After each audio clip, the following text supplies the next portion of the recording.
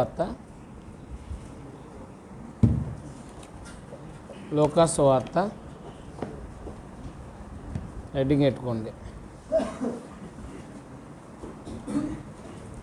లోకాసు వార్త లోకా గారే రాశారని మనకి మొదటి అధ్యాయము అలాగే అపోస్తలుల కార్యం మొదటి అధ్యాయం ద్వారా గ్రహించవచ్చు. కారణం ఏంటంటే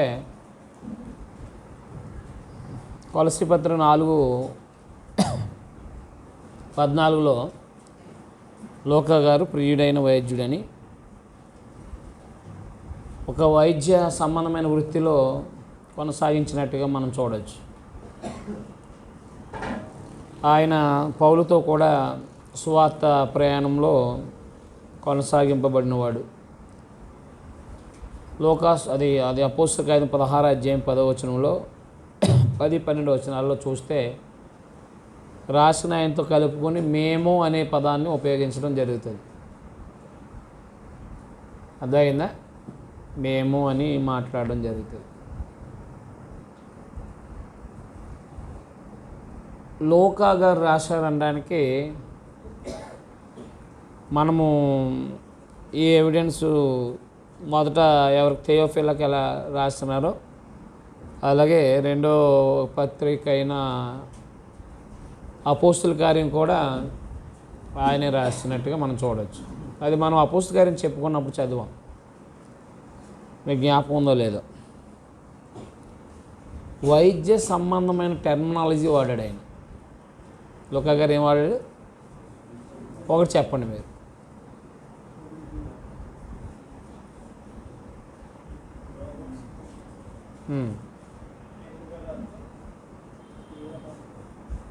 ఎవరిని? అదే నాకు వినపడలేదు ఎందుకంటే. అవును. ఇంకా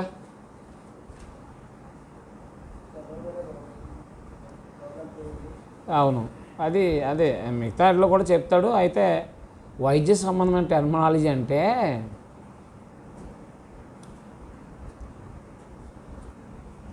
చెమట రక్త బిందువుల వల్లే మారటం అనేది ఉంది, చూసారా? అది చదవండి ఒకసారి. మిగతా వాళ్ళు ఎవరు రాయలేదు అలా.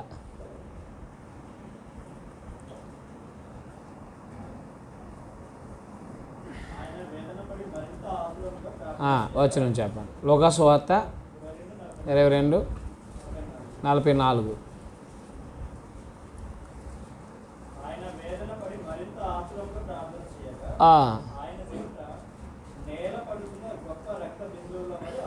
అది అంటే అది వైద్య సంబంధమైన టెర్మినాలజీ అనమాట. అంటే ఆ పదజాలం టెర్మినాలజీ అంటే మళ్ళీ కొత్త పదం అనుకోకండి. వైద్య సంబంధమైన పదజాలాలు అని, అది అర్థమైందా? వైద్య సంబంధమైన పదజాలాలని అర్థం అన్నమాట.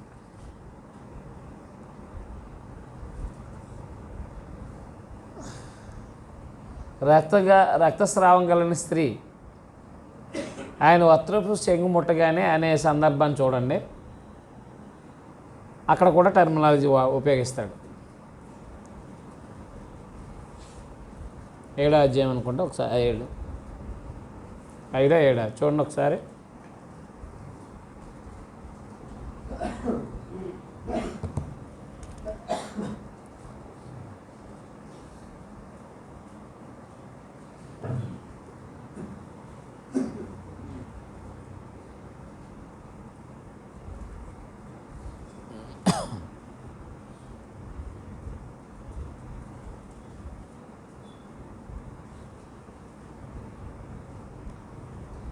రక్తస్రావం కలిగిన స్త్రీని బాగు చేసినప్పుడు ఆయన ఉపయోగించే మాట మనం చూడగలిగితే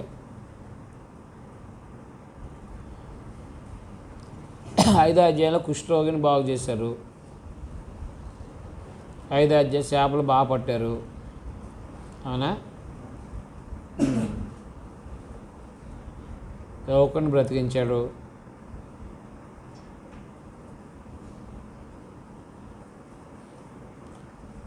8వ అధ్యాయం 40 నుంచి 56 వచనాలు. 8వ అధ్యాయం 40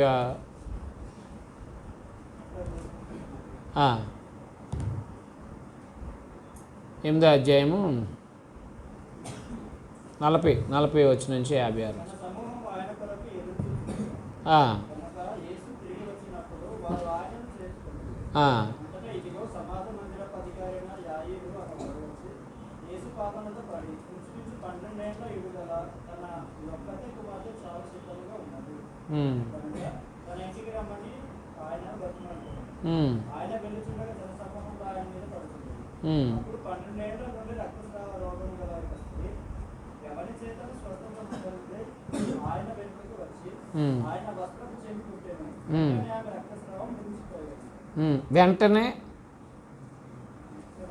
వెంటనే రక్తస్రావం, అంటే అది కరెంట్ షాక్. క్యాన్సర్ పేషెంట్కి కరెంట్ షాక్ ఇస్తారు కదా, షాక్తో అక్కడ రక్త ప్రసరణ ఆగిపోద్ది. అలాంటి ప్రభావం ప్రభువులోంచి వెళ్ళిందని చెప్పేసి మాట్లాడతారు. అర్థమైందా? అర్థమలేదు. లోక సువార్త ఎందుకు రాయబడింది? ఎవరికి రాయబడింది? ఎప్పుడు రాయబడింది? ఎప్పుడు రాయబడిందంటే 21వ అధ్యాయం ప్రకారం యెరూషలేము నాశనానికి ముందు. అంతేనా? ఎప్పుడు రాయబడిందంటే ఇప్పుడు యెరూషలేము నాశనానికి ముందు. ఎందుకంటే యెరూషలేము నాశనం వివరించబడింది 21వ అధ్యాయంలో. మత్తయి సువార్త 24వ అధ్యాయంలో యెరూషలేము నాశనం వర్ణన ఎలా జరిగిందో లూకా సువార్త 21వ అధ్యాయంలో కూడా జరిగింది. కాబట్టి యెరూషలేము నాశనానికి ముందు లూకా సువార్త రాయబడింది అని మనం స్పష్టంగా చెప్పచ్చు.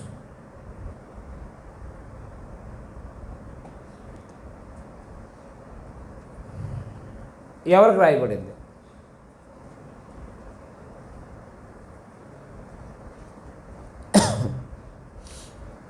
మత్తయి ఎవరికి రాయబడింది? యూదుల్లోని క్రైస్తవులైన వారికి రాయబడింది. లూకా సువార్త ఎవరికి రాయబడిందంటే యేసుక్రీస్తు వారు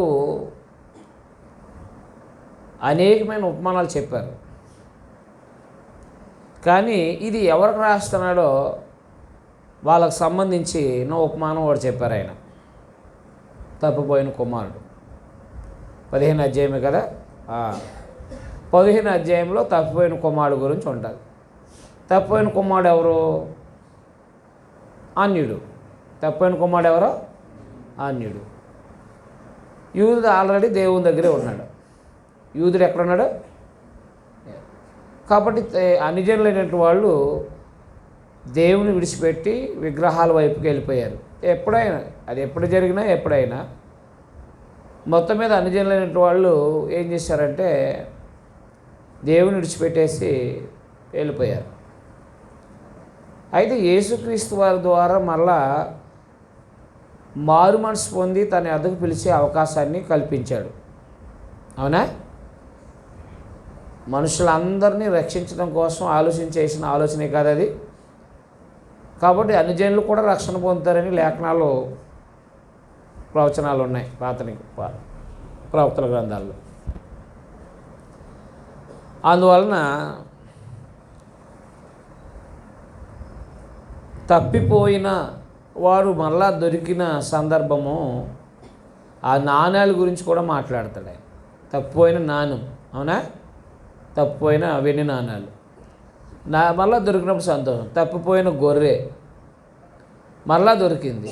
ఇలా తప్పిపోయిన వాళ్ళు మళ్ళా క్రీస్తు దేవుని దగ్గరకు వచ్చారని చెప్పడానికి, అంటే యేసుక్రీస్తు వారు తప్పిపోయిన కుమారుడు గురించి ఉపమానం చెప్పారంటే అనుజనులైన వారి కోసం కూడా వచ్చారని చెప్పడానికి, ఈ అనుజనుల కోసం యేసుక్రీస్తు వారు ఈ లోకానికి వచ్చి ప్రాణం పెట్టారని చెప్పడానికి లూకా సువార్త వ్రాయబడింది. లూకా సువార్త రాయబడింది అన్నమాట. అదే విషయం.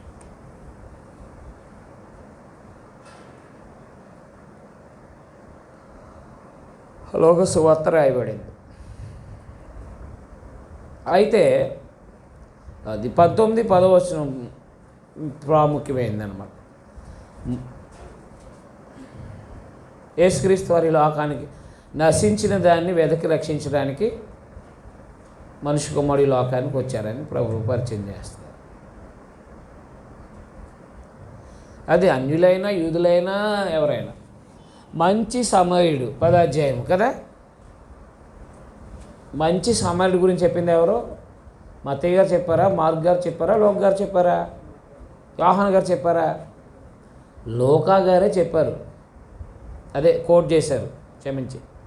మంచి సమరయుడు గురించి ప్రభు చెప్పిన దాన్ని లోకా గారే దాన్ని కోట్ చేశారు. కారణం సమరయులు అదైనా యూదులు సమరయుల్ని ఏం చేస్తారా? సాంగత్యం చేయరు. అయితే అక్కడ సమరయుడు హైలైట్ అయ్యాడు. ప్రభు సమరయుడిని హైలైట్ చేశాడు. ఒక యాజకుడు వెళ్ళాడు, లేవీడు వెళ్ళాడు, పట్టించుకోలేదు, దెబ్బలతో కొట్టబడిన ఆయన్ని. కానీ సమరయుడు ఎవరు? సమరయుడు ఆగి వారికి కావాల్సిన అవసరాలు తీర్చి మళ్ళా పూటకాలం వంట దగ్గర పెట్టి ఇంకేమైనా అవసరమైతే చూస్తాను. ఎవరు ప్రేమించిన వాడు లేకపోతే ఎవరు పొరుగువాడు అని అంటే సాటి మనిషి నీ పొరుగువాడు అంతే. అదైనా ఆపదలో ఉన్న ప్రతి మనిషిని కూడా ప్రేమించాలి అని ప్రభు తెలియపరిచారన్నమాట. యూదుల్ని కాదు. అదైనా నిన్ను వలే నీ పొరుగువాడు అంటే యూదుల్నే కాదు, ఎవరిని? ప్రతి మనిషిని కూడా. అలాగున లోకా గారు ప్రభువైన యేసుక్రీస్తు వారు ఈ లోకానికి వచ్చింది అనుజనులైనటువంటి వారి నిమిత్తం అని చెప్పేసి మాట్లాడింది. లూకా సువార్త 16వ అధ్యాయం. ధనవంతుడు, లాజరు. అర్థమైందా? లాజరు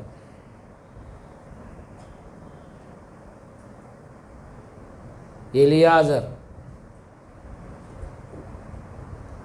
అర్థమైందా? ఎల్యాజర్. కాబట్టి లాజరు అబ్రహాం కుడి పార్శ్వన ఉన్నాడు. ఎలియాజర్ ఏమో క్షమించి ధనవంతుడేమో అంటే యూదుడు భక్తిహీనుడు వేదన కర్మస్థలానికి వెళ్ళాడు.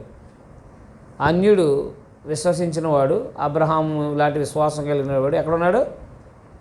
అబ్రహాం దగ్గర ఉన్నాడు. ఎవరి కోసం రాయబడింది? విశ్వాసి అయిన అన్యుడైనటువంటి వాడు అబ్రహాం దగ్గర ఉంటాడని రాయబడింది. అవునా? అలాగే పాపి అయిన ప్రతి ఒక్కరి కోసం ఆయన వచ్చారని చెప్పేసి జక్కయ్య 19వ అధ్యాయం కదా, 19 కదా, జ్ఞాపకం 19వ అధ్యాయంలో జక్కయ్య గురించి రాయబడింది. ఎవరు రాశారు? ఆయనే రాశారు. ఇది సందర్భము ఆయనే రాశారు. మీకు అర్థమైందా? పరిసయ్యుడు సొంకరి ఎవరు రాశారు? పరిసయ్యుడు సొంకరి ఎవరు రాశారు?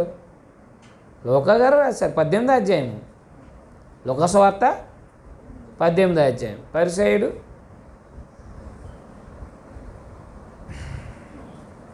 సొంకరి ఎవరు మనం విన్నాడు?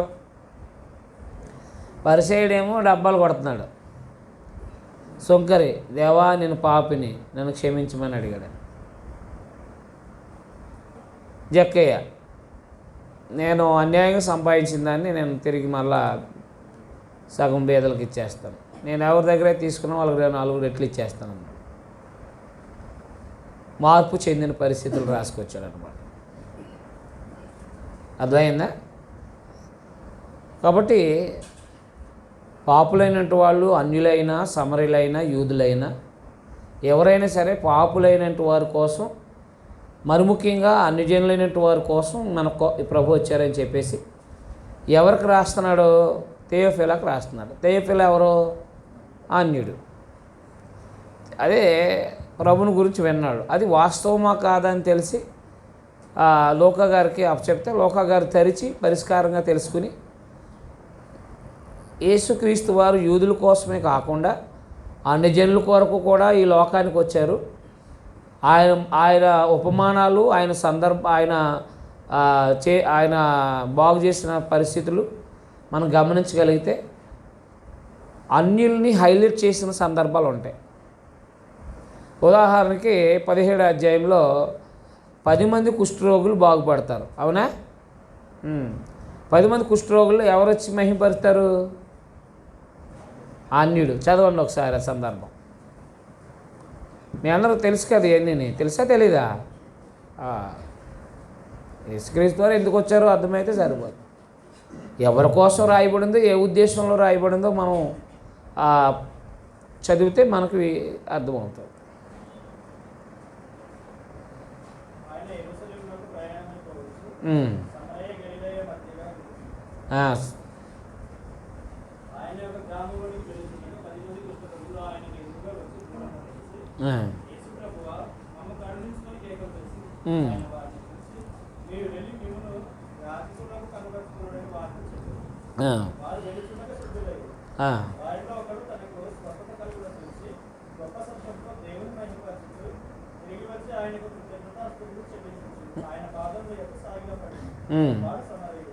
అది ఎవరైనా సమరయుడు. అర్థమైందా? సమరయుడు. ప్రభు ఎవరిని బాగు చేశాడు?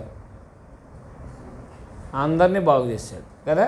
సునేపికురాలని కూడా, కానాని స్త్రీ యొక్క సునేపికురాలని కూడా బాగు చేశాడు కదా.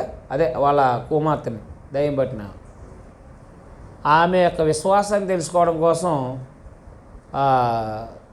మీ కదమ్మా పిల్లలకు కాదు, రొట్టె పిల్లలకే కుక్కలకు కాదు అని చెప్పేసి, అవును ప్రభువా పిల్లల మీద పడిన రొట్టె అని చెప్పేసి మాట. అలాగా ప్రభువైన యేసుక్రీస్తు వారు ఎవరికి ఈ తేపులకు రాస్తున్నారు కదా, అయ్యా ప్రభువారు మాట్లాడిన ఉపమానాల్లో అన్ని జనులకు సంబంధించిన ఉపమానాల రూపంలో మాట్లాడారు. ఆయన సమరయులకు సంబంధించిన ఉపమానాల రూపంలో మాట్లాడారు. అలాగే అందరినీ బాగు చేశారు. ఆయన యూదులనే కాదు అన్యులను కూడా బాగు చేశారు అని ఏం చేశారన్నమాట. తెయోఫిలాకి ఆయన వచ్చి మన కోసం కూడా అన్ని జనులైన మన కోసం కూడా ప్రభు వచ్చారని చెప్పేసి ఆయన మనందరి కోసం కూడా మరణించి సమాధి చేయబడి తిరిగి లేపబడ్డారని చెప్పడం జరిగింది. అది అధికారికి సంబంధించింది కాబట్టనే మనము అపోస్తలుల కార్యం చెప్పుకున్నప్పుడు స్టడీ చేసాం. ఘనత వహించిన అనే పదం అపోస్తలుల కార్యంలో కూడా ఫేలిక్స్కి రాస్తున్నప్పుడు అర్థమైందా, అదే పదం ఉపయోగించాడు. ఆ రోజు మీరు రాలేదా? ఎక్కడ? ఓకే, మీకు ఆల్రెడీ నేను చెప్పాను. మీ జ్ఞాపకం లేకపోతే నాకు జ్ఞాపకం ఉంది.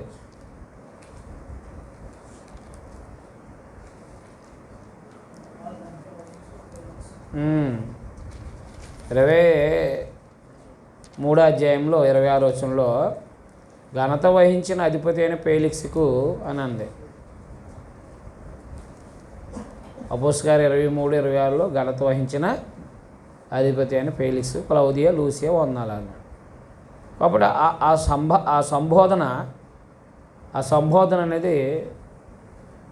సంబోధన అనేది ఒక అధికారులకు మాత్రమే వాడబడింది. అందువల్ల రోమ ప్రభుత్వ అధికారులు ఒక ఉద్యోగం అయి ఉండొచ్చు. ఏదేమైనా ఎవరైనా అన్యుడైనటువంటి వారికి లోక కూడా అన్యుడే. లోక కూడా ఎవరు? అన్యుడే, అపోస్తులుడు కాదు ఆయన. అయితే అపోస్తులతో కూడా ఉండి పరిష్కారంగా తెలుసుకుని ఆయనకి ప్రభు గురించి మత్తయి గారు చెప్పిన దానికంటే, మార్క్ గారు చెప్పిన దానికంటే, యోహాన్ గారు చెప్పిన దానికంటే చాలా వివరంగా ప్రభు గురించి, ప్రభు అద్భుతాలు, మహత్కార్యాలు, ఈ యొక్క బోధలు, ఆయన మరణ, సమాధి, పునరుత్థానాలు అన్నీ కూడా చాలా వివరంగా ఎక్స్ప్లెయిన్ చేశారనమాట. యూదులకి అయితే అంత డీటెయిల్స్ అక్కర్లేదు కదా, యూదులకి ఆల్రెడీ వాళ్ళకి తెలుసు కాబట్టి. అవునా? ఈయన ప్రతిదీ కూడా ఎక్కువ లేఖనాలని ఉపయోగించుకుంటూ చెప్పుకుంటూ వచ్చారనమాట. ఉదాహరణకి బాప్తిస్మిచ్చి యోహాను మత్తయి సువార్త 3వ అధ్యాయంలో పరిచయం అవుతారు. అవునా? లోకా సువార్తలో అసలు ఆయన ఎవరికి ఆయన బాప్తిస్మిచ్చి యోహాను లోకా సువార్త 1వ అధ్యాయంలో ఎవరు ఆయన తల్లిదండ్రులు ఎవరు యోహాను గారు ఎలాగూ ఒక ప్రవచనం ప్రకారం ఎలా జన్మించారు, పరిశుద్ధాత్మతో నిండుకున్నవాడే ఎలా జన్మించారు, ఎలా ఆయన యేసుప్రభు కంటే ముందు ఎన్ని నెలలు పెద్దోడు ఆయన, అవునా? అది 1వ అధ్యాయంలో చెప్పవచ్చు. మరియాకి ఎలిజబెత్కి ఆ బాంధవ్యాన్ని కూడా తెలియపరచుకొచ్చారు, బంధుత్వం. అవునా? అలాగే అదే లోకా సువార్త 1వ అధ్యాయం 30-32 వచనాల్లో ప్రభు అయిన యేసుక్రీస్తు వారు దావీదు యొక్క సంతానంలో జన్మించబోతున్న, దావీదు యొక్క పరిపాలన చేయబోతున్నారని చెప్పేసి ఆయన ఎక్స్ప్లెయిన్ చెప్పడం జరిగింది. అవునా? అంటే ప్రభు జననం ఎంత సంక్షిప్తంగా అది వివరంగా రాశారో యోహాను గారి యొక్క జననం కూడా అంతే వివరంగా రాసుకొచ్చారు. చూసారా ఎంత వివరంగా? అంటే మలాకి గ్రంథం ఆగిపోయింది ఏది 4 సంవత్సరాల క్రితం, 4 సంవత్సరాలుగా, అదే ప్రభు రాకముందు 4 సంవత్సరాలు సైలెంట్ పీరియడ్ ఉంది కదా. మలాకి ఎక్కడ ఆగాడో లోకా గారు అక్కడ మొదలుపెట్టాడు. ఎక్కడ ఆగారు చెప్పండి? మలాకి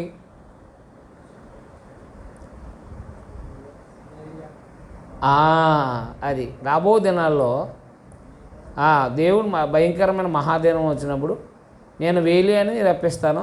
అవునా? ఆయన తండ్రి హృదయాన్ని పిల్లల తట్టు, పిల్లల హృదయాన్ని తల్లులు తట్టారు. అక్కడ కనెక్ట్ చేశాడు ఈయన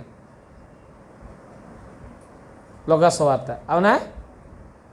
మరి అర్థం కాకుండా ఏముంటుంది ఇంకా? మీకు అర్థమైందా? అర్థం అవ్వలేదా? మలాకి లాస్ట్ వచనానికి లోకా సువార్త 1వ అధ్యాయానికి సంబంధం ఉందా లేదా? అంత క్లుప్తంగా రాసుకొచ్చాడు ఆయన, అంత వివరంగా రాసుకొచ్చాడు.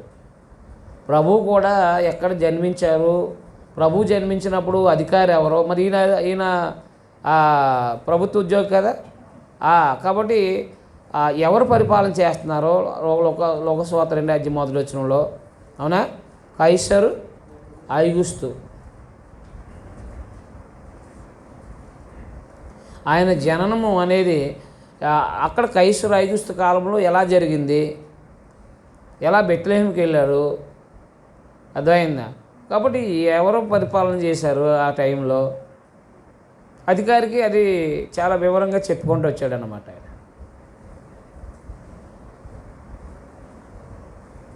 బాప్తిస్మిచ్చే యోహాను ఎందుకు ప్రచారం చేశాడో చూసారా?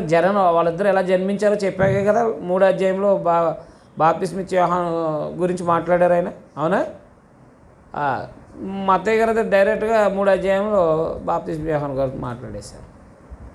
ఈయనైతే బాప్తిస్మిచ్చే యోహాను అనే ఆయన ఎవరో, బాప్తిస్మిచ్చే ఆయన ఎవరో, ఆయన గురించి ప్రవచనం అంటే ఎక్కడ ప్రవచించబడిందో అది గ్రహించి ఆ ప్రవచనానికి అనుకూలంగా బాప్తిస్మ యోహాను తల్లి జకరియా ఎలిజబెతులని వాళ్ళు అభియాతారగా చెప్పిన పరిచర్య చేస్తుండగా దేవదూత వచ్చి నీకు జన్మం అంటే వృద్ధాప్యంలో బెట్టుకోలేకపోతున్నాడు, ఆయన యోహాను అని పేరు పెడతావు అని చెప్తే ఆయన నమ్మకపోతే ఆయన్ని నువ్వు అప్పటిదాకా మాట్లాడవని చెప్పేశాడు. అంతే.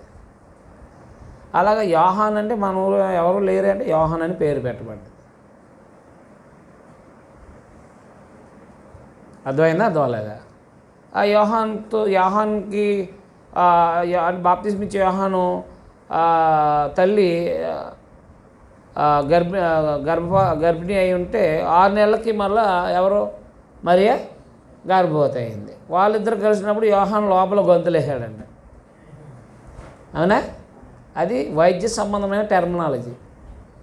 ఎవరు వాడారు చెప్పండి?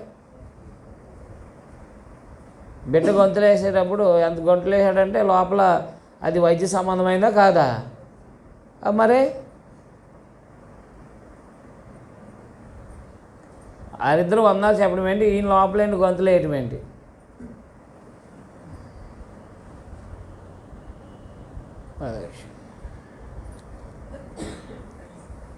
అలాగున ఆమె యోహాను జన్మించిన తర్వాత ఆ దేవుని స్తుతిస్తూ సంబంధించిన సంగతులు మాట్లాడారు. తర్వాత 2వ అధ్యాయంలో ప్రభు ఎలా జన్మించారో మాట్లాడారు. తర్వాత అదే 2వ అధ్యాయంలో 12వ ఏట ప్రభు ఏం చేశారో చెప్పారు. 12వ ఏట మనం ఏం చేస్తామంటే ఏ గోలికేరుకో లేకపోతే ఏ కొండలంట తిరుగుతూ ఉన్నాం, అవునా కదా. అది ఆయన 12వ ఏట ప్రశ్నలు అడిగితే శాస్త్రుల పరిచయులకి ఏమంట శాస్త్రుల పరిచయులకి ఏం కలిగిందంట? ఆయన ప్రజ్ఞకి ఆశ్చర్యపోయారంట, విస్మయం పొందారంట, అవునా. మరి మనం అడిగితే దానికి తలా తోక ఉండదు ప్రశ్నకి. ఎవరైనా ప్రశ్న వేసారనుకోండి, సరిగ్గా చదివి అడగరు, అది వచ్చిన బాధ. సరిగ్గా చదివి అడగరు అన్నమాట. అది 3 అధ్యాయాలు యోహాను గురించి చెప్పి, 4 అధ్యాయాలు ప్రభు పరిచర్య. ఆయన శోధించబడి అపవాది చేత శోధించబడి అలా గెలిచి పరిచర్య ప్రారంభించారు. 5 అధ్యాయంలో అద్భుతాలు, అర్థమైందా. 8 అధ్యాయం ఉపమానాలు, 15 అధ్యాయంలో ఈ మారు మనసు సంబంధించిన విషయాలు మాట్లాడారు. మీకు అర్థమైందా, అర్థమైలేదా? అలాగున మారు మనసు అంటే తప్పిపోయినట్టు వాళ్ళని వెతకి రక్షించడానికి ప్రభు వచ్చిన సందర్భాలు సుమారుగా 10, 13, 14, 15, 16, 17, 18, 16 అంతే. అంతవరకు 17 అధ్యాయం వరకు కూడా అది తప్పిపోయినట్టు వాళ్ళు ఎవరెవరి గురించో మాట్లాడుకుంటూ వచ్చారన్నమాట. ఇక 21 యెరూషలేము నాశనాన్ని వివరించారు, అవునా. యెరూషలేము నాశనాన్ని వివరించి ఆ తర్వాత 22 అధ్యాయంలో ప్రభు పట్టబడి మరణించడం, 23 అధ్యాయంలో తిరిగి లేవడం, 24 అధ్యాయంలో తిరిగి లేవటం, ఇవన్నీ చెప్పడం జరిగిందన్నమాట. తిరిగి లేచిన తర్వాత ఏం జరిగిందో అనేది చెప్పడం జరిగిందన్నమాట. అర్థమైనా అర్థం లేదు. మీకు ఏమైనా అనుమానాలు ఉంటే అడగండి, అంతే. లోకాసు వార్త చదవలేదు ఎప్పుడునో? చదివారా లేదా? చదివారా లేదా లోకాసు వార్త? మరే చదివితే ఇంకెందుకు, మీ దగ్గర పుస్తకం ఉందో అవుట్లైన్ రాసేసుకోండి, అంతే. డౌట్లు ఉంటే అడగండి, లేదా మార్క్స్ వార్తకి వెళ్ళిపోదాం. మార్క్స్ వార్త అయినా వెళ్ళిపోదాం.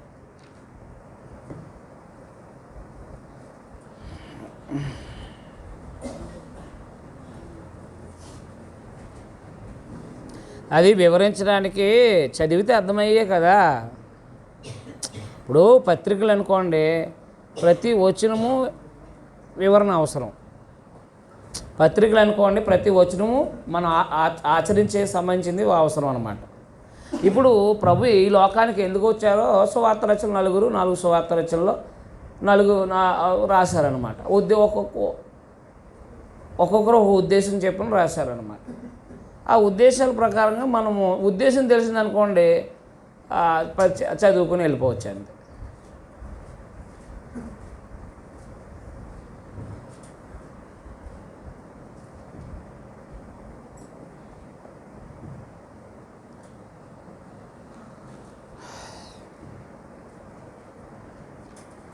ఆ అధ్యాయంలో ప్రభు తన శిష్యుల్ని ఏర్పాటు చేసుకున్నారు, అవునా. ఆ అధ్యాయంలో 12వ వచనం నుంచి ప్రభు తన శిష్యుల్ని ఏర్పాటు చేసుకున్నారు. ఇక్కడ మత్తయిలో 4 అధ్యాయంలో ఏర్పాటు చేసుకున్నారు అనుకోండి. యోహానులో 1 అధ్యాయంలో ఏర్పాటు చేసుకున్నారు, అవునా. అలా 12 మంది అపోస్తులను ఏర్పాటు చేసుకుని అపోస్తులని పేరు పెట్టి ఆయన దేవుని రాజ్యవార్త ఏర్పాటు చేశారు. 14 అధ్యాయంలో ఆయన ప్రభు యొక్క శిష్యుడిగా ఉండాలంటే ఎలాగా ఏం చేయాలో 14-25 నుంచి ఆయన మాట్లాడుకుంటూ వచ్చారు. అర్థమైందా. ఇంకా అవన్నీ మామూలే, మత సువార్తలు కొన్ని చెప్పిన బోధలు ఉపమానాలు అలాగే ఇక్కడ కూడా చెప్పడం జరిగింది, అంతే విషయం.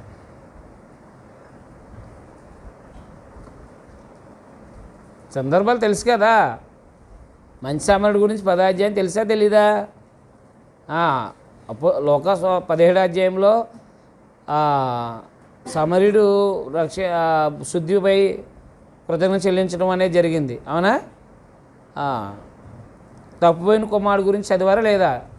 చిన్నప్పుడైతే అది కనీసం నెలకు ఒక సంవత్సరానికి 4-5 సార్లు చెప్పేవారు వాళ్ళు ప్రసంగాల్లో. అది పొట్టు తిన్నాడు, అది తిన్నాడు, ఇది తిన్నాడు. అసలు సందర్భం ఏంటంటే అది లోకానికి ఎందుకు వచ్చాడంటే అన్ని జనులు రక్షించడానికి. మన వాళ్ళు ఎక్స్ప్లెయిన్ మాత్రం పొట్టి అది ఏమిటి అంటే అది ఏ పొట్టో కూడా ఇంకొకడు వివరించేవాడు. అది పందుల దగ్గర నుంచి లాగేసి తినేస్తున్నాడని ఇంకొక ఆయన వివరించేవాడు. ఇంకా వివరణలో రకరకాలైన వివరణలు తప్ప ఆ తప్పైన వాడు ఎవరో తెలియదు వీళ్ళకి, అవునా? ఆ తప్పైన ఆయన ఎవరు అని అంటే అన్యుడు. ఆయన కూడా దేవుడు తన వద్దకి మారు మనసు పొందినప్పుడు అంగీకరించాడు. యూదుడు ఒప్పుకోలేదు. ఎవరు ఒప్పుకోలేదు? నేను ఇక్కడ ఉన్నాను అన్నాడు. తప్పు వచ్చాను ఆయన అన్నాడు అంతే. ఆయన అంటే ఎంత గొప్ప మనసో దేవుందో ఆలోచించేయండి.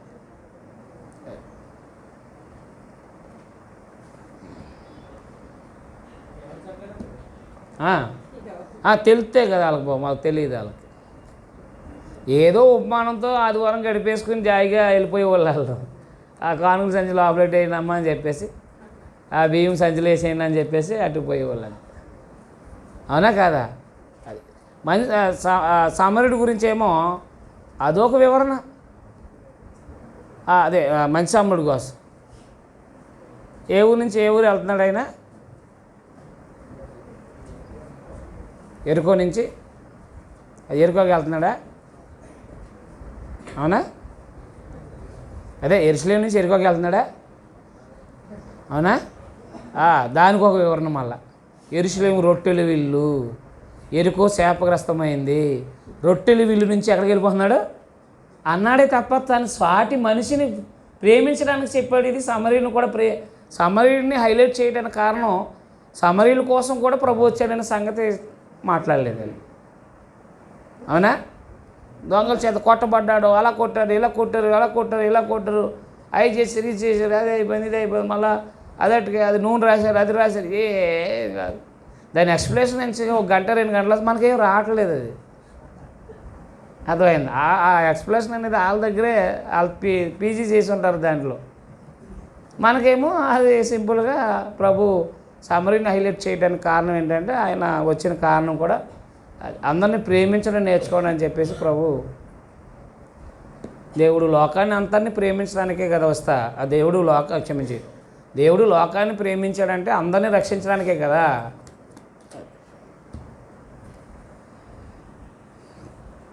అందులో డాక్టరీకి సంబంధించిన విషయాలు ఏమీ లేవు, అవునా కదా? రాంగ్ డాక్టరీకి సంబంధించిన రాంగ్ డాక్టర్ని ఎవరో కూడా బోధించిన సందర్భాలు ఏమీ లేవు.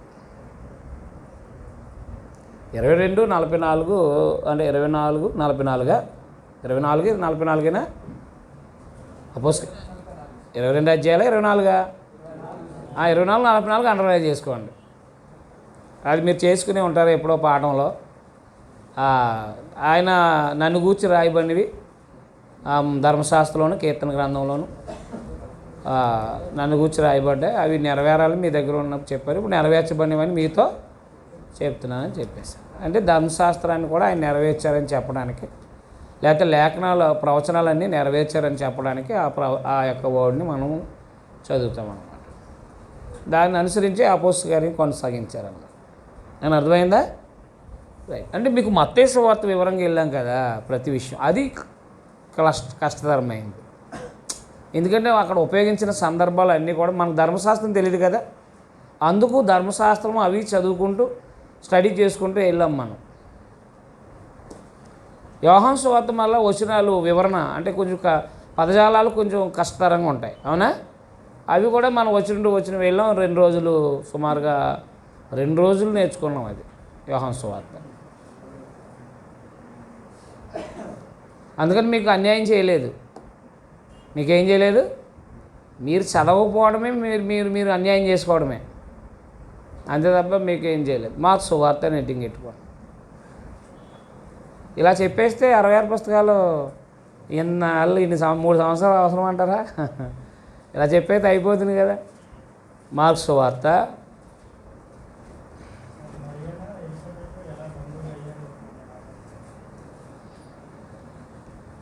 అది తెలుసుకోవాల్సిన విషయం కదా.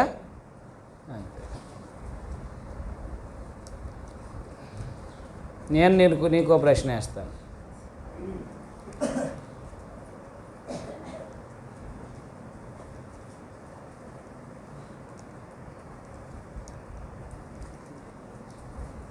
ఇప్పుడు వీళ్ళేమో లేవీలు, ఎవరు? వీళ్ళేమో లేవీలు, వీళ్ళేమో యోధా గోత్రికులు, ఎవరు?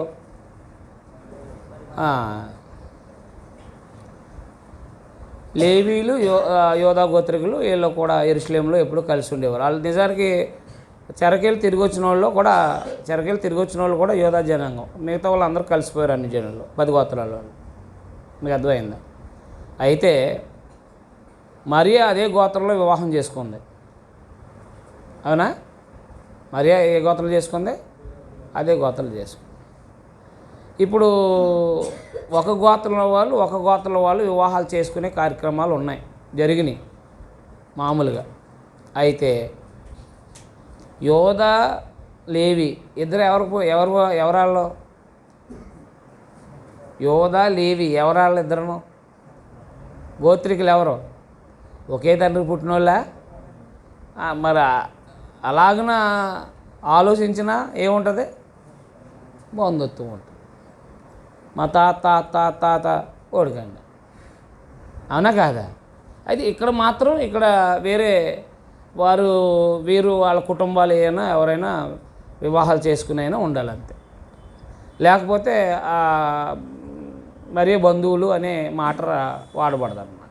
అది ఇక్కడ సందర్భం మాత్రం అది. ఎలాగనేది మన గ్రంథం చెప్పలేదు కాబట్టి మనం చెప్పలేము. మీకు తెలిస్తే చెప్పండి, నేను నేర్చుకుంటాను.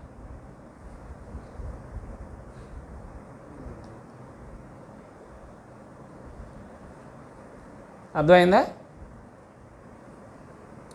అందరూ కూడా బబులోను చెర నుంచి తిరిగి వచ్చిన తర్వాత ఒకరు నిజానికి లేవీలు వివాహం చేసుకోవాలి, లేవీల్లోనే అనేమి లేదు.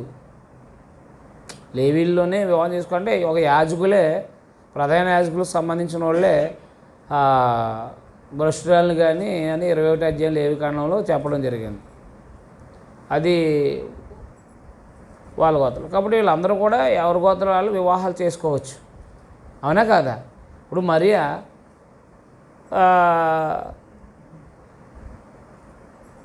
యోసేపు ఇద్దరు ఒకే గోత్రికులు, అవునా? మరి సంఖ్యాకాండం 26వ అధ్యాయంలో ఏ గోత్రంలోనైనా వివాహం చేసుకోవచ్చు, కానీ కొడుకు లేకపోతే మాత్రం అదే గోత్రంలో వివాహం చేసుకోవాలని సెలోపేతస్ కుమార్తెల గురించి చెప్పాడా చెప్పలేదా? అందుకని అలాగే వివాహాల ద్వారా ఆ గోత్రికులు ఈ గోత్రికులు వివాహాలు చేసుకోవడం ద్వారా కూడా బంధుత్వాలు అనేవి ఏర్పడతాయి అన్నమాట.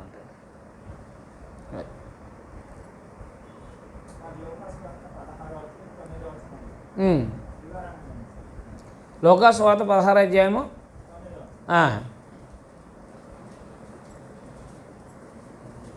చదవండి.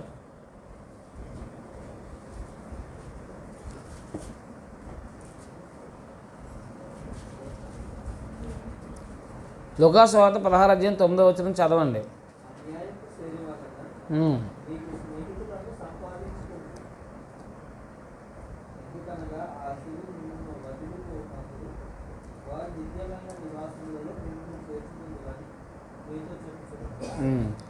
ఏంటది?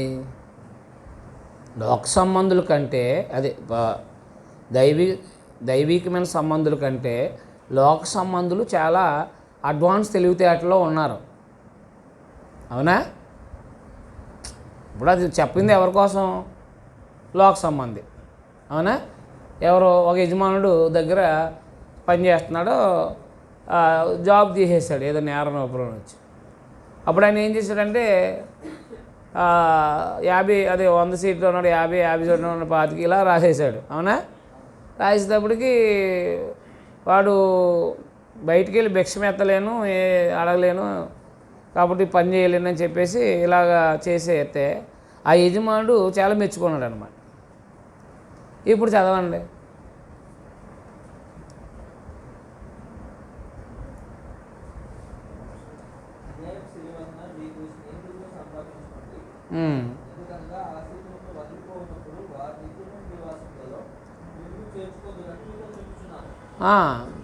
అన్యాయపు సిరి అంటే ఏది? ఒక యజమాని దగ్గర పనిచేసేటప్పుడు దాన్ని అన్యాయపు సిరి వలన ఏం చేయమన్నాడు? స్నేహితులు సంపాదించుకోండి. ఎందుకు చెప్పాడంటే ఆ విషయం అన్యాయం వలన సంపాదించుకొని పెట్టుకోమని చెప్పడం కాదు దాని ఉద్దేశం. మీరు చదివితే కిందకి చదివితే అర్థమవుతాడు, వివరిస్తాడు. అది అర్థమవుతుందా? మిక్కిలి కొంచెంలో నమ్మకం ఉన్నవాడు అది అంటే అలా అనమాట. అతను నమ్మకం ఉన్నాడా? నమ్మకంగా లేడా. అంతేగాని వీళ్ళు అన్యాయం సిరి సంపాదించుకోమని చెప్పలే. నమ్మకం అనేవాడు కొంచెంలోనైనా ఎక్కువలోనైనా ఉంటాడు అని చెప్పేసి లోక సంబంధమైనటువంటి వాళ్ళు చాలా దేవుని పిల్లల కంటే లోక సంబంధమైన వాళ్ళు చాలా తెలివితేటలు కలిగి ఉన్నారు. ఆత్మ సంబంధమైన విషయాల్లో ఆత్మ సంబంధంగా కూడా మనకి తెలివి తేటలు అనేవి ఉండాలని చెప్పడానికి ఆ ఉదాహరణ ఆ యొక్క ఉపమానం చెప్పారు తప్ప మరో ఉద్దేశం ఏం కాదన్నమాట.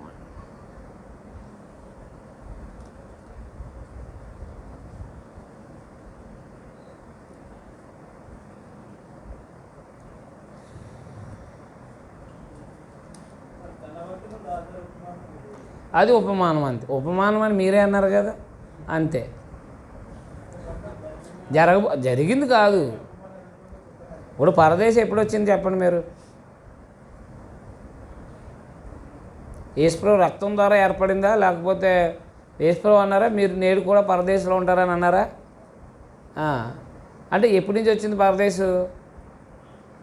నెమ్మది పొందే స్థలం ఎప్పటి నుంచి వచ్చింది? ప్రభువు రక్తం ద్వారానే కదా ఏర్పడింది. అంటే ఆయన మరణించడం ద్వారానే కదా పాత నిబంధనల మృతులను కూడా ఆయన ప్రత్యేకపరిచాడు, అవునా కాదా? అది జరిగిపోయింది కాదు, భవిష్యత్తులో జరగబోయే విషయాన్ని ఉపమాన రూపంలో చెప్పారన్నమాట. విశ్వాసి అబ్రహాం లాంటి విశ్వాసి ఏమో అబ్రహాం దగ్గర ఉంటాడో, అబ్రహాం సంతానంలో పుట్టిన మోసే ప్రవక్తలు చెప్పిందని వినకపోతే అబ్రహాం దగ్గరికి వెళ్ళడు అని చెప్పడానికి ఆ ఉపమానం అని, అంతే తప్ప. అదే చెప్పాను కదా, ఇప్పుడు అన్యాయపు సిరి వాళ్ళు మీరు సంపాదించుకుంటే మళ్ళీ ఆ మాట తీసుకుంటే రాంగ్లో వెళ్ళిపోతాం. అది నమ్మకం అనేవాడు కొంచెంలైనా ఎక్కువలైనా ఉంటాడని చెప్పేసి ఉపమానం అన్నమాట. అదే విషయం. అలాగే ఈ ఉపమానం కూడా అబ్రహాం లాంటి విశ్వాసం ఉన్నవాడు అబ్రహాం దగ్గరికి, నాకు అర్థమైందా? అబ్రహాం సంతానంలో జన్మించిన మోషే ధర్మశాస్త్రం మాట ప్రవక్తల మాట వినకపోతే వేతనకరమైన స్థలానికి వెళ్ళిపోతారని చెప్పడానికి ఉపమానం చెప్పడం జరిగిందన్నమాట. అందుకే కింద బ్రాకెట్లో పెట్టారు చూడండి, మోషేయు ప్రవక్తల మాటలు అన్నారు. మోషేయు ప్రవక్తలు కలిపి ఉన్నారా? మోషే ధర్మశాస్త్రం ప్రవక్తలు కలిపి ఉన్నారా? ధర్మశాస్త్రం ప్రవక్తలు వేరుగున్నారా? ధర్మశాస్త్రం ఎప్పుడో చెప్పబడింది, ప్రవక్తల తర్వాత ఎప్పుడో వచ్చారు, అవునా కదా? అక్కడ ఏం చెప్పాడు బ్రాకెట్లో? అది. ఇప్పుడు అన్నదమ్ములు ఎవరు మాట్లాడాలి? నువ్వు వెళ్ళినా మారరా నాయనా, నువ్వు వెళ్ళినా మారరో. అక్కడ మోసేయు ప్రవక్తలు చెప్పిన, అది ధర్మశాస్త్రం ప్రవక్తలు చెప్పిన మాటలు ఉన్నాయి. అది ధర్మశాస్త్రం వినిపించారు శాస్త్ర పరిచయాలు కదా, అవునా కదా? వినిపించేది ఎవరాల్లో? పండగలోనే కదా. ఆ వినిపించినవి విని మారితే అక్కడికి వెళ్ళే స్థలంలోకి వెళ్ళడం, వేదనకరమైన స్థలంలోకి వెళ్ళడం అని చెప్పేసి భవిష్యత్తులో జరగబోయే విషయాల్ని ముందుగా ఉపమాన రూపంలో చెప్పారన్నమాట. ద్రాక్ష తోట విషయంలో ప్రభు ఉపమానం భవిష్యత్తు కదా. ద్రాక్ష తోటను గుర్తుకిచ్చాడు, ప్రవక్తలను పంపాడు, వాళ్ళు కొట్టి చంపి కొంతమంది కొట్టేశారు. యేసుప్రభుని పంపారు, యేసుప్రభువే చెప్పారు కదా దాన్ని, యేసుక్రీస్తువరేగా చెప్తా. యేసుప్రభుని పంపించాడు, తనకు ప్రియకుమారుడు అని చెప్పేసి చంపేశారు. ఇప్పుడు ఆ కాపుల్ని ఏం చేస్తాడు? మత్తయి సువార్త 24వ అధ్యాయంలో వివరించాడు అనమాట. ఆ కాపుల్ని ఏం చేస్తాడంటే నాశనం చేస్తాడు. చేశాడా 70లో? అంతే. అది భవిష్యత్తు జరిగిపోయిందా? అక్కడ ప్రభు చెప్పేటప్పుడు భవిష్యత్తు. అది లోకాసువార్త కూడా అలాంటి, ఈ ధనవంతుల లాజరు కూడా అలాంటిది. విశ్వాసం కలిగినటువంటి వాళ్ళు అబ్రహాం దగ్గరికి, విశ్వాసం లేని వాళ్ళు సందేశం విని ధర్మశాస్త్ర ప్రకారం నడవలేనటువంటి వాళ్ళు ఎక్కడికి వెళ్తారండి.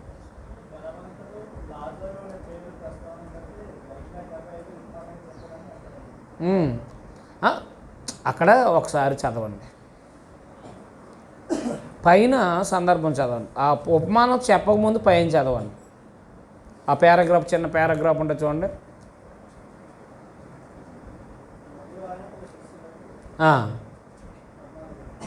ధనవంతు అది ధనాపేక్ష గల పరిచయులతో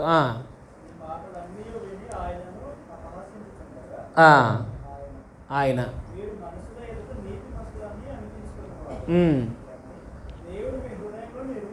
అది దేవుడు మీ హృదయాలు అంటే ధనాపేక్ష కలిగిన పరిచయులు. దేవుడు మీ హృదయాలు ఎరుగుతాడు. అవును,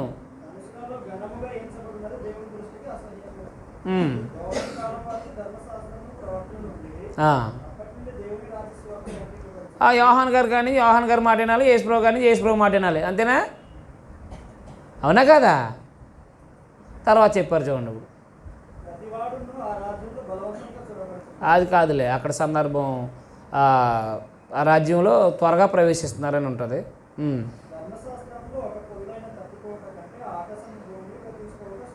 అంతే కదా, అది నెరవేర్చడానికే కదా వచ్చారు.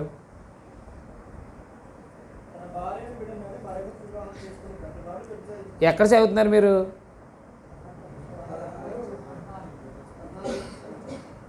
లోకాసువార్తేనా? ఆ తర్వాత చెప్తాడు ఆయన ఉపమానం. ధనాపేక్ష గల పరిచయులను ఉద్దేశించి 16-18 నుంచి చూడండి. అది ఈ ధనవంతులైన పరిచయుల కోసమే ఆ ఉపమానం చెప్పాడు. అర్థమైందా? అర్థం లేదా? ధనాపేక్ష గల పరిచయులు ప్రస్తావించారా ప్రభు? ఆ తర్వాత ఉపమానం వాళ్ళకే చెప్పాడు. ఇప్పుడు వాళ్ళ కోసమే చెప్పిన వాళ్ళు గ్రహించారు. వాళ్ళు ఏంటి, మేమేమో అబ్రహాం దగ్గరికి వెళ్ళమా? అర్థమైందా? అన్యుడేమో విశ్వాసం కలిగితే అబ్రహాం దగ్గరికి వెళ్తాడా అని చెప్పేసి వాళ్ళు ఇదయ్యారనమాట. అది విషయం.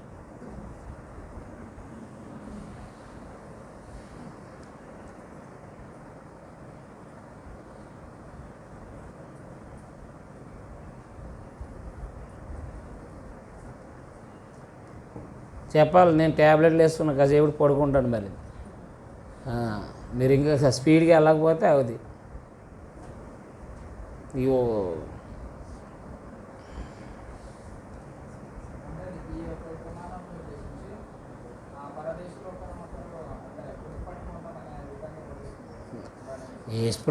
యేసుప్రభు తర్వాతే కదా పరదేశ్ అనేది వచ్చింది.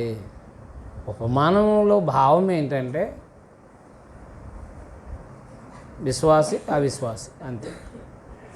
ధనవంతుడైన వాడు సుఖభోగాలు అనుభవించి దేవుని యొక్క మాట వినకపోతే వాడికి వేదనకరమే స్థలమే వెళ్తుంది అని యూదుడైన వాడికి చెప్పాడు అనమాట. యూదుడైన వాడిని ఉద్దేశించి ఆ ఉపమానం చెప్పాడు.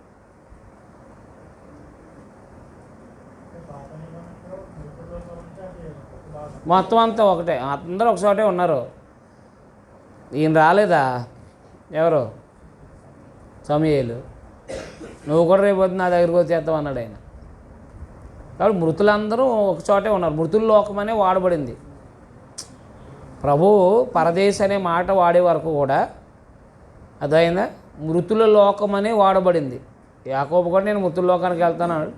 దావీదు కూడా ఏమన్నాడు, నేను సర్వలోకము 2వ అధ్యాయంలో సర్వలోకం వెళ్ళిపోతున్నా అన్నాడు.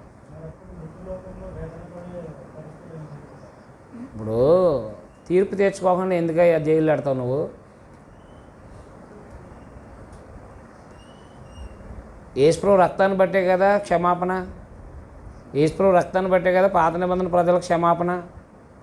మరి అవి ఏవి లేకోకుండా మొదటి నుంచి ప్రత్యేకపరచుకుంటూ వచ్చేస్తే యేసుప్రభు రక్తం యొక్క విలువ ఏముంది?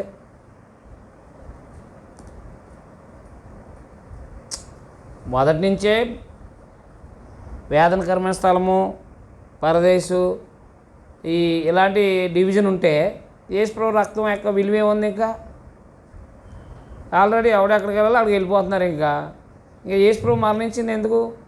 ఎబ్రీ 9:15 ప్రకారంగా పాత నిబంధన ప్రజల రక్తం కోసం, అంటే విశ్వాసులైనటువంటి వారి కోసం కూడా ఆయన మరణించారు కదా, అవునా కదా? మరి ఇప్పుడు వాళ్ళందరినీ ఇప్పుడు నువ్వు లోకాన్ని నుంచి ఎలా ఏరయ్యావు? ఎప్పుడు ఏరయ్యావు? లోకాన్ని నుంచి నువ్వు ప్రత్యేకించబడ్డావు ఎప్పుడు? అప్పుడే. అలాగే యేసు రక్తం ఎప్పుడైతే చిందించబడిందో అప్పుడే ఆ పరదేశం అనేది ఏర్పడింది. యేసు రక్తం చిందించబడుకోకుండా ఆ ప్రజలను ప్రత్యేకంగా ఉంచడానికి దేవుడికి ఏది నీతి, ఏది దేవునికి?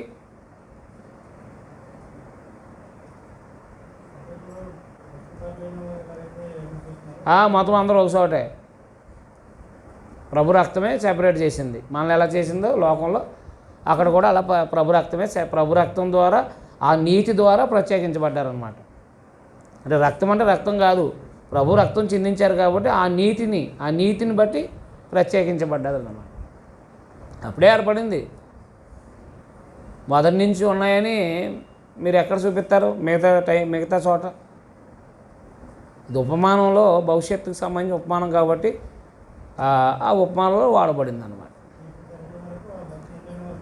అంతే కదా మరి.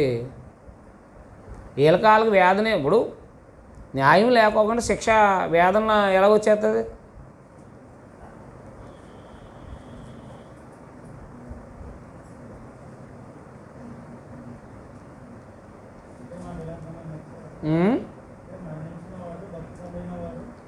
ఇప్పుడు ప్రభు చెప్పారు కదా, ఏది మత్తయి సువార్త 16:18 16 సీమోను బర్నూయి ధన్యుడు. ఇప్పుడైతే ప్రభునందు మృతులు ప్రత్యేకంగా ఉంటారు.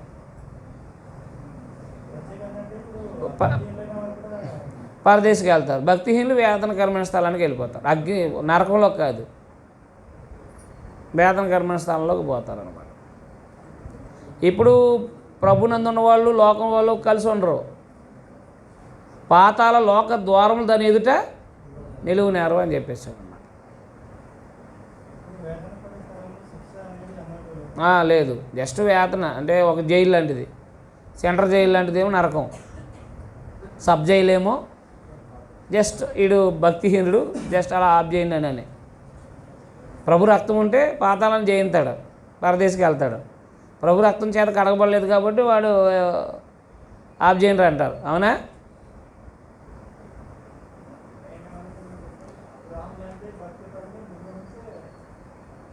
ఉన్నారు కదా మరి. ఎలియాజరు ఎవరు? మరి అంతే. రాహాబ్ ఎవరు? లేదు, యేసు రక్తాన్ని నుంచి ముందు లేదు. యేసు రక్తం తర్వాతే డివైడ్ అయింది. నేడు నీవు కూడా నాతో కూడా పరదేశంలో ఉంటావు అన్నాడు ఆయన. అది అప్పటి నుంచి ఏర్పడింది. అది అంతకుముందు లేదు.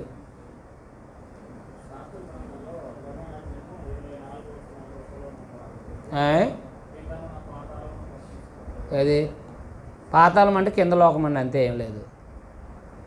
పాతాళం అంటే కింద లోకం అని అర్థం.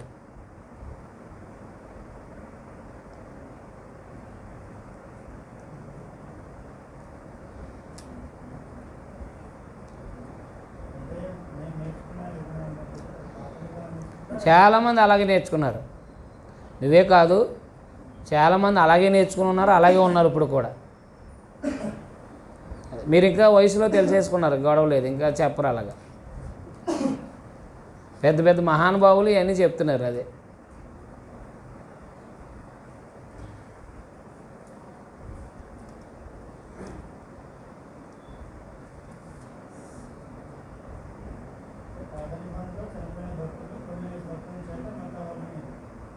వాళ్ళు ఆల్రెడీ ఆయన క్షమాపణ అక్కడ పెట్టేసాడు కాబట్టి సిలువలో.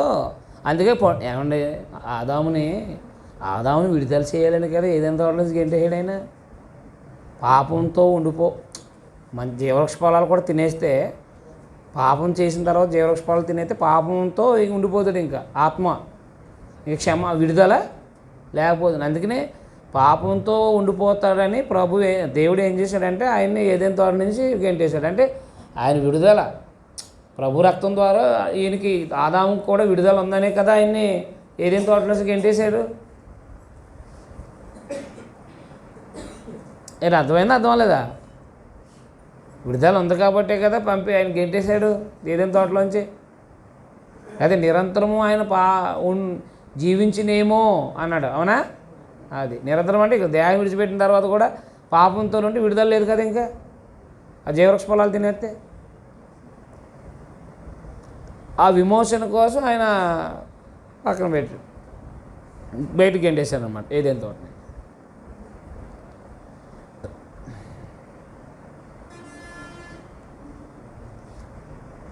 జీర్ణించుకోలేకపోతున్నారా?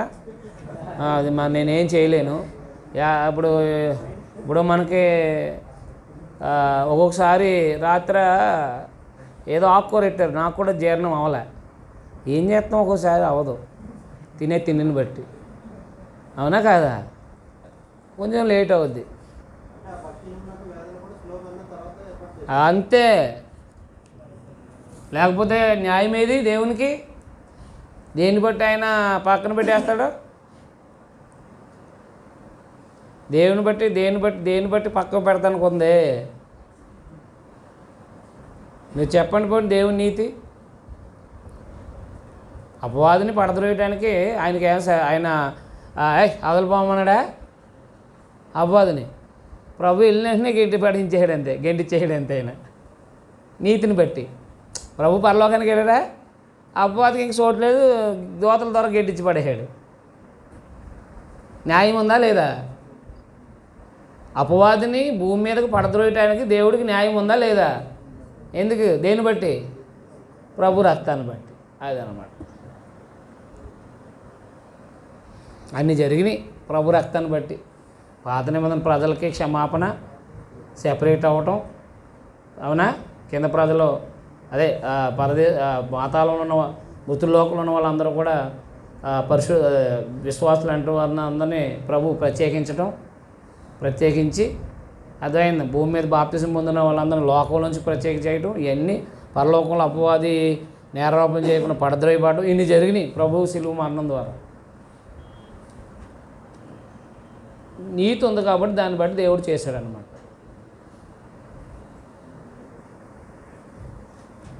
మీకు ఒక నెల రోజులు నెవరేసుకోండి, అరుగుతుంది. ఒక నెల రోజులు కొంచెం నవ్వులి మింగి అంటే కొంచెం జాగ్రత్తగా అరుగుతుంది. ఇప్పుడు నన్ను ఇబ్బంది పెట్టవద్దు, మీరు ఇబ్బంది పడవద్దు. మార్కు సువార్త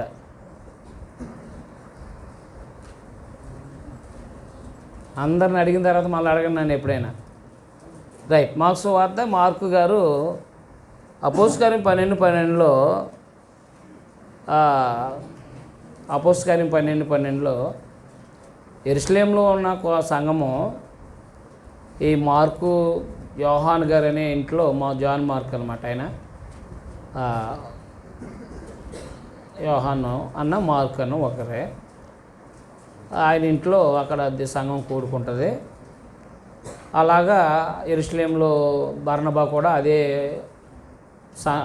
సంఘానికి సంబంధించినాడు కాబట్టి వాళ్ళ బంధువులు మార్కు గారు బర్నబా బంధువులు అన్నమాట. సమీప జ్ఞాతి అయిన అనే మాట వాడతాడు కదా. ఎక్కడ? కొలసీ పత్రికే కదా. చూడండి ఒకసారి 12:12. అలాగే అపోస్తలకార్యం 13వ అధ్యాయంలో ఆయన మార్కు గారిని కూడా వెంట పెట్టుకుని పరిచర్య నిమిత్తం తీసుకెళ్తారు. ఆయన 13వ వచనంలోను 12వ వచనంలో తిరిగి వచ్చేస్తాడు.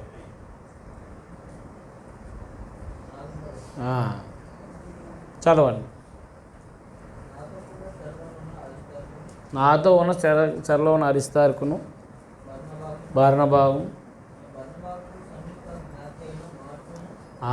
అది బర్నబాకు బంధువు అయిన మార్కును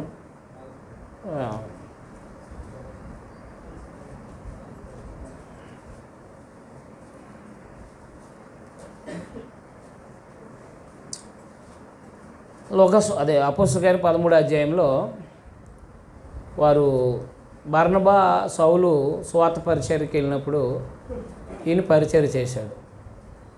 ఎవరో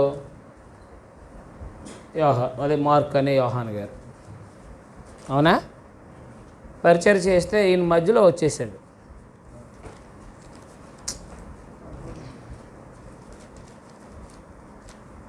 మీకు అర్థమైందా అర్థం లేదా?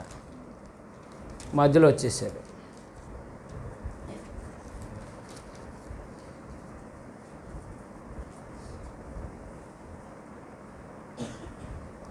పదమూడో అధ్యాయము 13వ వచనంలో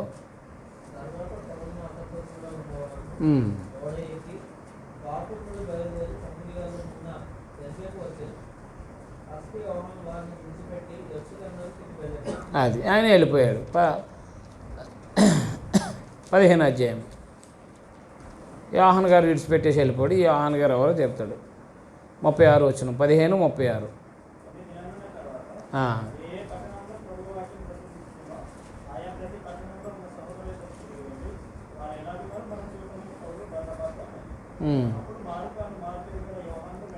సరిపోయిందా? మార్కనే ఈయన పేతురు గారితో కూడా సహవాసం ఉన్నట్టుంది. పేతురు మొదటి పత్రిక 5వ అధ్యాయం 13వ వచనంలో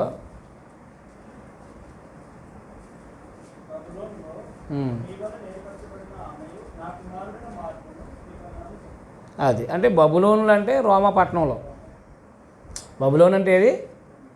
ఎందుకంటే ఇప్పుడు బబులోన్ ఏం లేదు. బబులోన్లో అంటే రోమా పట్టణంలో ఏర్పడిన సంఘము మార్కు వందనాలు చెప్పారు. అయితే ఇప్పుడు రోమాలో ఏర్పడిన సంఘానికి మార్కు గారు ఏం చేశారనమాట, ఈ యొక్క సువార్త రచించి చెప్పాడనమాట. రోమాలో ఉన్న వాళ్ళు ఎవరంటే అన్యులు ఉన్నారు, యూదులు ఉన్నారు. అయితే రోమా పౌరసత్వం కలిగినటువంటి వాళ్ళు కొంత అతిశయించగలిగి ఉంటారు. పౌలు గారు కూడా నేను ఏమన్నా రోమిన్ అన్నాడు, భయపడిపోయాడు ఆయన. అవునా? అధికారి కూడా ఏమయ్యాడు? భయపడిపోయాడు. అదే రోమీన్ అని భయపెట్టారు. అంటే రోమీయుడు అంటే ఎంత పౌరసత్వం, రోమా పౌరసత్వం కలిగినటువంటి వాళ్ళు చాలా మనం ఎలాగైతే మనం ఒక ప్రభుత్వాన్ని బట్టి ఎలా బెదిరిస్తామో ఆ టైప్ ఆఫ్ అన్నమాట. అలాంటి అధికారం కలిగినటువంటి వాళ్ళు. కాబట్టి వాళ్ళకి ఏం చేశారంటే పేతురు గారు నిజానికి పేతురు గారు రాశారంటారు. పేతురు గారు ప్రోత్సాహంతో ఏమీ లేదు, సింపుల్గా ఆయన జననం అవన్నీ ఏమి రాయలే. ప్రభువు యొక్క పరిచర్య ప్రారంభాన్ని మొదటి అధ్యాయంలో చెప్పేస్తాడు. అర్థం అవ్వలేదు. 18 అద్భుతాలు రాశారు ఆయన. ఇంకా అద్భుతాలతో నిండి ఉన్నాయి అంతే. అదే స్వస్థతలు మహత్కార్యాలతో 18 రాసేశారు ఆయన. అంటే అందరూ రాసిన దానికంటే ఎక్కువ రాసేశారు ఆయన. అంటే ఆయన సందేశం తక్కువ, అద్భుతాలు ఎక్కువ. ఎవరో మార్కు గారు. ఇది కూడా అన్ని జనులకే రాయబడింది. కానీ రోమా పౌరసత్వం కలిగినటువంటి వాళ్ళకి రాయబడింది అనమాట. పౌరసత్వం లేట్ అవ్వచ్చు, కానీ ప్రభు యొక్క అధికారం ఎలాంటిదంటే వెంటనే అనే మాటలు ఎక్కువసార్లు వాడబడ్డాయి అన్నమాట. మీకు కొన్ని పరిచయం చేస్తాను. మార్కు సువార్త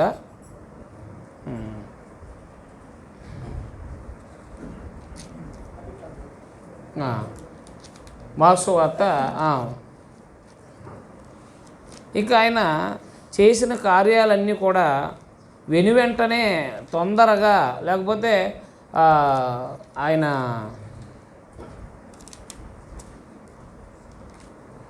వెంటనే చేశారు అని చెప్పేసి చెప్పడం జరుగుతుంది అన్నమాట.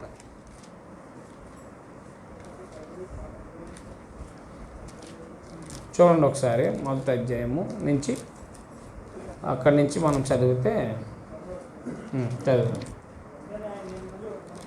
అదనమాట. వెంటనే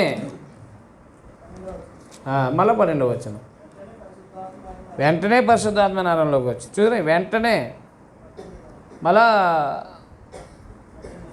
21వ వచనం, 18వ వచనం.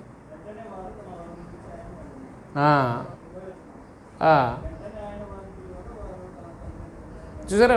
అంటే ఆయన పిలిస్తే ఇప్పుడు రోమాధికారులు వస్తే రోమా ప్రభుత్వంలో మేము కొంచెం లేట్ అవ్వచ్చు, కానీ ప్రభువు కార్యాలు మాత్రం ఏమవలేదు. వెంటనే అంటే ఇంకా సడన్లీ అనమాట. అంటే ఇంకా అది ఆలస్యం లేదనమాట. ప్రభు చేసే కార్యాల్లో ఆలస్యం లేదు. ప్రభు ఏం చేశారంటే అపవిత్ర ఆత్మల్ని ఆయన వేలగొట్టారు. అర్థమైందా?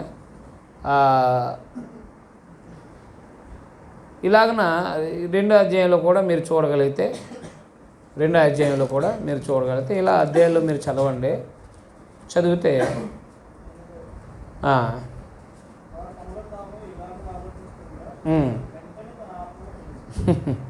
చూసారా, వెంటనే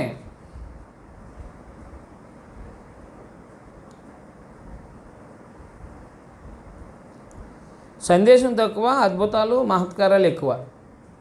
ఎందుకంటే వాళ్ళకి క్రీస్తు ప్రభు యొక్క అధికారం ఎంత గొప్పదో చెప్పుకొచ్చాడు. అయితే మీరు 7వ అధ్యాయం చదివితే ఎవరికి రాస్తున్నాడో మీకు అర్థమవుతుంది. 7వ అధ్యాయము చదివితే మొదటి నుంచి రాసేది ఎవరికి రాస్తున్నాడో మీకు అర్థమవుతుంది.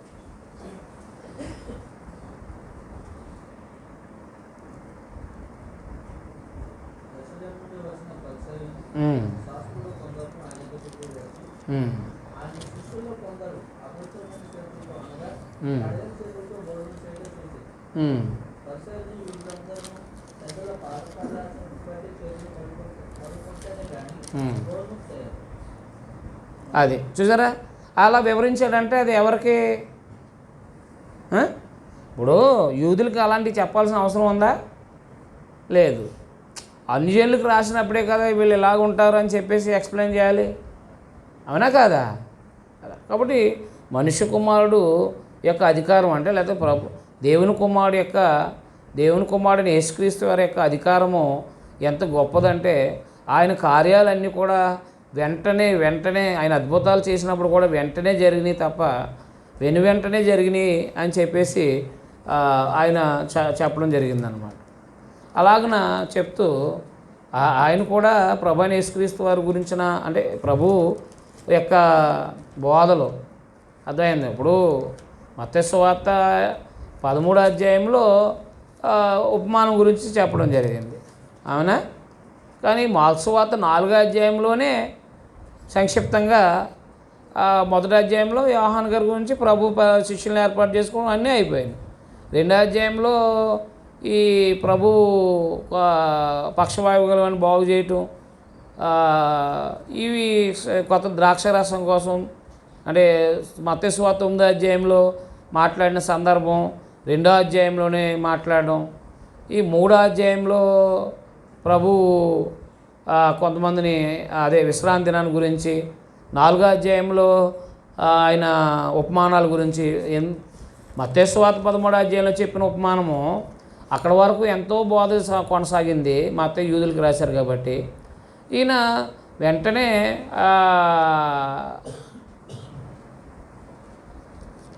అద్భుత కార్యాలు మహత్కార్యాలు అనేకమైనవి చేశారని చెప్తూ ఈ క్లుప్తంగా వివరించారన్నమాట. సువార్త రచనని ఎలా చేశారు? క్లుప్తంగా వివరించి అనుజనులంటి వరకు ఆయన ఏ కార్యం చేసినా, ఏ అద్భుతం చేసినా, ఏ రోగాన్ని విడిచిపోమని చెప్పినా వెంటనే జరిగేవి అని చెప్పేసి చెప్పడం జరిగిందనమాట. అర్థమైందా? అలాగే మీరు సుమారుగా ఆ విషయాలు చూస్తే 18 అద్భుతాలు రాశారు. అయితే 13వ అధ్యాయంలో ప్రభు యెరూషలేము నాశనాన్ని గురించి వర్ణన చేశారు. 15వ అధ్యాయంలో ప్రభు మరణించారు. 16వ అధ్యాయంలో తిరిగి లేచిపోయారు. అర్థమైందా? అర్థమలేదా? 13వ అధ్యాయంలో యెరూషలేము నాశనం వర్ణన వివరించారు. అర్థమైందా? 14వ అధ్యాయంలో ప్రభు మరణించారు. 15వ అధ్యాయంలో ప్రభు తిరిగి లేచిన సందర్భాల గురించి మాట్లాడతాడు. చూడండి ఒకసారి, చదివారా ఎప్పుడైనా మీరు? వివాహానికి మార్కు సువార్త 10:10 చదివారా? 13వ అధ్యాయంలో ఎవరి గురించి రాయబడింది చూడండి. దేవాలయం అనే మాట, దేవాలయాన్ని వెలుచుండగా ఆయన శిష్యులు ఒకడు బోధకుడు రాలేలాటో అన్నాడా? అది ఎక్కడ? మత్తయి సువార్త 24వ అధ్యాయంలో, అంటే 24వ అధ్యాయంలో చెప్పిన సందేశము ఈయన 13వ అధ్యాయంలోనే చెప్పేశాడు. పస్కా పండుగకు సంబంధించిన విషయాలు 14వ అధ్యాయంలో ఆయన పట్టబడడం అర్థమైందా? అంటే 14వ అధ్యాయంలో ప్రభు బంధించబడడం, 15వ అధ్యాయంలో ఆయన మరణించడం అర్థమైందా? 16వ అధ్యాయంలో తిరిగి లేపబడడం. అంటే మొత్తం మీద యేసుక్రీస్తు వారు ఎన్నో అద్భుతాలు మహత్కార్యాలు చేసినా వెంటనే చేశారు. ఆయనకు ఆలస్యం లేదు. ప్రభుత్వానికి సంబంధించిన అధికారాలు లేట్ అవ్వచ్చేమో కానీ ప్రభు కార్యాలు మాత్రం వెనువెంట జరుగుతూ వచ్చినాయి. ఆయన అంత గొప్పవాడు. రోమా ప్రభుత్వ అధికారం కంటే ప్రభు యొక్క అధికారము గొప్పది. అందుకే ఆయన పాపాలను కూడా క్షమించాడు అని 2వ అధ్యాయంలో అదే మనిషి కుమారుడికి పాపాలను క్షమించే అధికారం ఉందని తెలియపరచుకుంటూ వచ్చాడు అన్నమాట. అర్థమైంది? అర్థమలేదా? ఏమైనా డౌట్లు ఉంటే అడగండి, లేదా ముగించేసుకోండి.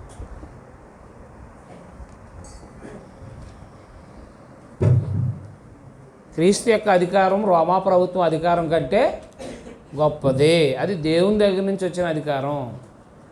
ఆయన అందరి కొరకు, అంటే రోమీలైన మన కోసం కూడా ఆయన మరణించి సమాధి చేయబడి తిరిగి లేపడ్డారు మన అందరి కోసం. అందువల్ల మన అధికారాలు అనేవి అశాశ్వతమైనవి, ఆయన అధికారం అనేది శాశ్వతమైంది అని చెప్పేసి ఆయన చూపించడం జరిగిందన్నమాట. రాయించడం జరిగిందన్నమాట.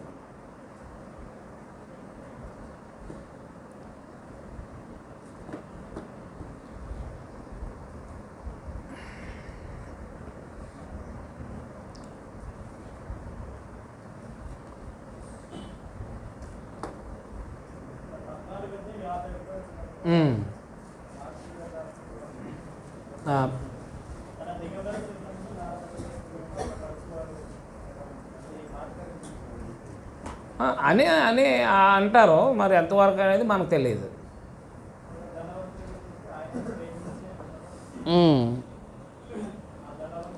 ఈ మార్క్ వేరు, ఈ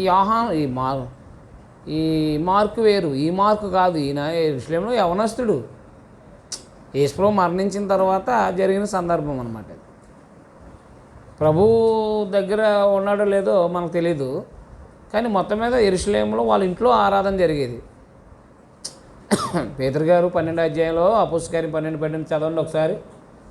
అది చదివారా, చదవలేదా? చదవండి ఒకసారి, మీకు అది అవగాహన అవుద్ది. కన్ఫ్యూజ్గా ఉన్నట్టున్నారు. టీ తాగారా?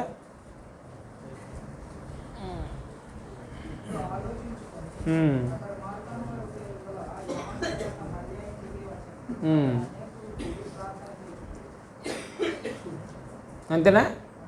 అంతే. ఆ మార్క్ అని యోహాన్ గారి ఇంట్లో కూడుకునేవారు ఆరాధనకు. బర్నబా ఎప్పుడు మారాడు? బర్నబా కూడా అపోస్తలుల కార్యంలోనే కదా మారుతా. ఆయన భూములు అమ్మేసి క్రైస్తవుడు అదే సంఘంలో ఉన్నాడు కదా, ఉన్నాడా లేదా? యెరూషలేము సంఘంలో. ఆ బంధువు యోహాను అనమాట, ఈ మార్క్ గారు ఈ బంధువు. అప్పుడు యవనస్తుడు అనమాట. వీళ్ళు సువార్త పనిలో ఆ బాధలు పడలేక బయటకు వచ్చేసాడు అనమాట. తర్వాత పౌలు గారికి నా మార్కుని వెంట పెట్టుకుని తిమోతి రాసిన 2వ పత్రికలో పరిచార నిమిత్తం నాకు చాలా ప్రయోజనకరమైన వాడని చెప్పడం జరిగింది. అంటే యవనస్తుడిగా కొన్ని వ్యతిరేకించిన ఆ తర్వాత సువార్త పనిలో ఆయన జీవితాన్ని అంకితం చేసేసాడు అనమాట. అందుకే 2 తిమోతి 4వ అధ్యాయంలో 9-10 వచనాల్లో ఆ విషయాలని మాట్లాడుతూ ఉంటాడు. మార్కుని వెంట పెట్టుకుని తీసుకురా అని తిమోతితో చెప్తాడనమాట. అర్థమైందా? అర్థం లేదా? 13వ అధ్యాయంలో వెనక్కి వచ్చేసాడు. ఆ తర్వాత బర్నబాతో కూడా వెళ్ళాడు, అవునా కదా? 15వ అధ్యాయంలో బర్నబా కూడబెట్టుకున్నాడా లేదా? కూడబెట్టుకుని పరిచర్య యొక్క విలువ వివరాలను తెలియజేశాడు.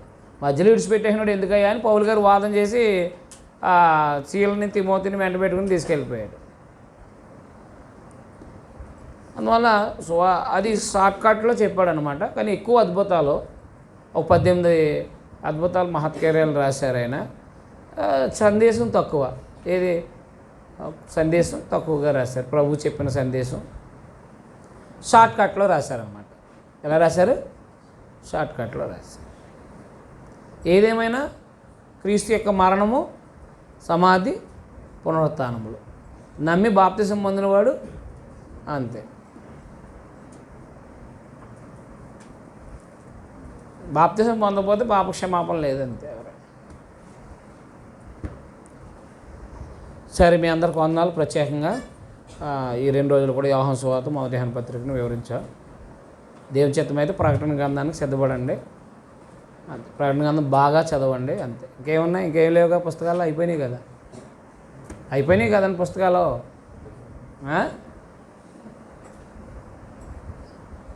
అయిపోయినాయా లేదా? అంతే. మీ అందరికి వందనాలు.